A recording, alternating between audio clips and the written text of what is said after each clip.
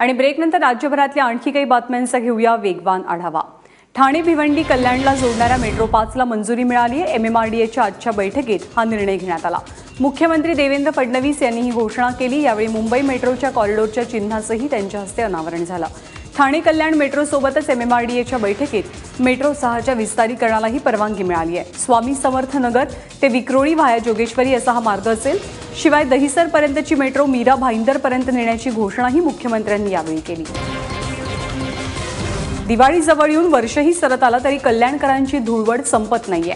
कारण शहरात अनेक रस्त्यांवर पडलेले खड्डे आणि त्यातून उडणाऱ्या धुळीमुळे नागरिक त्रस्त आहेत।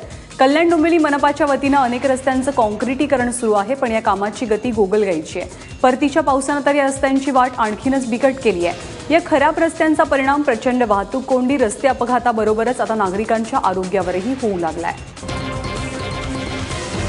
2 वर्षांपूर्वी डोंगराखाली गाडलं गेलेलं माळीण इथे लवकरच एक स्मार्ट विलेज बनवलं जाईल। माळीण गावच्या पुनर्वसनाचं काम सध्या प्रगतीपथावर आहे। विशेष म्हणजे या कामाला विविध खासगी तसंच सामाजिक संस्थांचा हातभार लागतोय। माळीणच्या पुनर्वसनासाठी सुमारे 12 कोटी रुपयांचा खर्च येणार आहे। त्याचाच एक भाग म्हणून पुण्यातील सिटी कॉर्पोरेशननं माळीणच्या पुनर्वसनासाठी 80 लाखांची मदत दिली आहे। तर पुनर्वसनासाठी आवश्यक उर्वरित 80 लाखांचा निधी प्रशासनाच्या सहकार्यानं उभारला जाईल। स्वातंत्र्यानंतरच्या 70 वर्षात नांदेडमधील लोहा तालुक्यातल्या आजमवाडीत रस्ताच नाहीये। त्यामुळे आजमवाडीकर चिखलामध्ये आमरण उपोषण करतात। लोहा तालुक्यापासून 7 किलोमीटरवरती असलेल्या आजमवाडी 4थी पर्यंतची शाळा आहे। त्यामुळे गुडघाभर चिखल आणि पाण्यातनं पायपीट करत मुलांना शाळेत जावं लागतंय। रुग्णांना खाटेवरती घालून देण्याशिवाय पर्यायच नाहीये। तर शेतकऱ्यांना बाहेरून कोणतीही वस्तू आणता येत नसल्यानं प्रचंड हाल होत आहेत। बुलढाण्याच्या नांदुरा तालुक्यातील वाडी गावात वावर असलेल्या बिबट्याला तब्बल 5 महिन्यांनी जेरबंद करण्यात यश मिळालंय। 3 वर्षांच्या बिबट्यानं अनेक जनावरं फस्त केली होती, त्यामुळे त्याच्या मुक्त संचारानं परिसरात दहशत पसरलेली। वन खात्याकडे अनेकदा तक्रारी करूनही काहीच कारवाई होत नव्हती। वनविभागाचे ट्रॅपही अनेकदा फसलेले होते, पण आता आज अखेर अरुण करुतले या शेतकऱ्याच्या अथक प्रयत्नानंतर हा बिबट्या जेरबंद झालाय। शर्यत कायद्याच्या समर्थनार्थ आज मालेगावमध्ये मुस्लिम महिलांनी धरणं आंदोलन केलं। मुस्लिम पर्सनल लॉ बचाव कमिटीच्या वतीनं अप्पर जिल्हाधिकारी कार्यालयासमोर हे आंदोलन छेडलं गेलं। शर्यत कायद्यात सरकारनं बदल करू नयेत, तसंच समान नागरी कायद्याच्या नावानं मुस्लिम पर्सनल लॉमध्ये बदल करू नयेत अशा मागण्या यावेळी आंदोलक महिलांनी केल्या।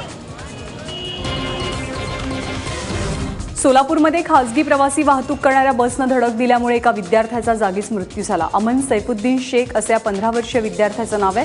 अमन हा वालचंद महाविद्यालयात जात होता, त्यावेळी हा अपघात झाला। बसची धडक इतकी जोरदार होती की अमनचा जागीच मृत्यू झाला। दरम्यान पोलिसांनी चालकाला ताब्यात घेतलेलं असून बसही जप्त करण्यात आली आहे। धुळे शहराला पाणी पुरवठा करणारी तापीची जलवाहिनी 2 ठिकाणी फोडण्याचा प्रयत्न झालाय। यामुळे लाखो लिटर फिल्टर्ड झालेलं पाणी वाया गेलंय। बाभळी जलशुद्धीकरण केंद्राजवळ हा प्रकार घडला। विशेष म्हणजे याबद्दल महापालिका प्रशासन पूर्णतः अनभिज्ञ आहे। त्यामुळे जलवाहिनी देखरेख व दक्षता पथकाच्या कामाविषयी शंकाही उपस्थित होती आहे। सर्रासपणे पाण्याची चोरी सुरू असल्यामुळे पाणी चोरी करणारी टोळी सक्रिय असल्याची चर्चा आहे। राज्यातल्या सर्व आरटीओला स्वतंत्र ट्रॅक देणार असल्याचं राज्य सरकारनं स्पष्ट केलंय। या संदर्भातलं प्रतिज्ञापत्र सरकारनं कोर्टात सादर केलंय। फिटनेस सर्टिफिकेट करता वाहन तपासणीसाठी प्रत्येक आरटीओला स्वतंत्र ट्रॅक देणार असल्याचं सांगण्यात आलंय। राज्यातल्या एकूण 50 आरटीओंपैकी 22 आरटीओकडे ट्रॅकसाठी जागा आहे। उर्वरित आरटीओच्या ट्रॅकसाठी जागा शोधण्याची जबाबदारी जिल्हाधिकाऱ्यांवरती असणार आहे। मुंबई विमानतळावर कस्टम विभागानं कारवाई करत 2 महिलांना अटक केली आहे। काल बहरीनवरनं मुंबईकडे येणाऱ्या गल्फ एअरवेजच्या विमानातनं या 2ही महिला प्रवास करत होत्या।